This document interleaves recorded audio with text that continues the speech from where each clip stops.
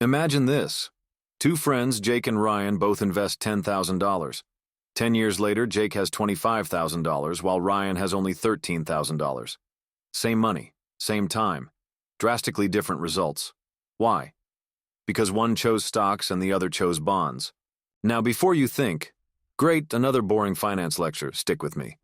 Because what you're about to learn could mean the difference between retiring early on a yacht or grinding away at a 9-to-5 you hate. So, let's settle this once and for all. Stocks versus bonds, which one is right for you? Which one is? Point number one, what are stocks and bonds? All right, first things first. What exactly are stocks and bonds? Imagine you're opening a coffee shop. You need money. You have two options. Option one, sell part of your company.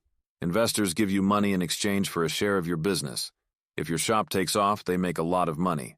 But if it flops, they lose. That's stocks. Option two, take out a loan. You borrow money promising to pay it back with interest no matter what happens. That's bonds. So when you invest in stocks, you own a piece of a company. When you buy bonds, you're lending money to a company or the government. But let's be honest. If your friend asked you to invest in their new hot dog-flavored energy drink company, you'd probably rather lend them money than own part of that disaster. Pause for effect. Point number two, risk versus reward, the emotional roller coaster. Now here's where things get interesting and a little terrifying. Stocks, high risk, high reward. You could double, triple, or even 10 times your money if you choose wisely. But you could also lose it all overnight. Just ask anyone who put their life savings into meme stocks. Yikes. Bonds? Safe, steady, predictable. Lower returns, but way less stress. Think of it like the difference between riding a roller coaster and a slow-moving train. One's thrilling. The other's, well, safe, but kinda boring. But remember this. Playing it too safe can be the biggest risk of all. Inflation, it's eating away at your cash every single day.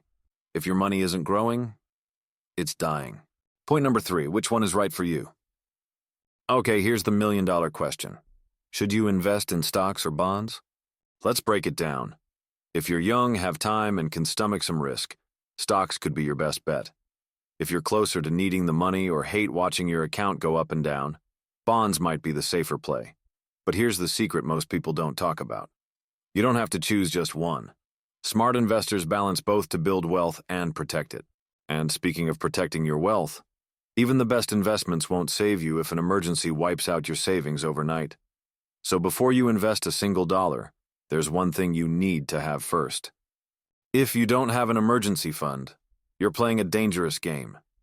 Imagine losing your job, wrecking your car, or getting hit with a surprise medical bill, and having zero cash to cover it. That's why I made this video, Building Your Emergency Fund, Step-by-Step Plan. Click it now and take control of your financial future before it's too late.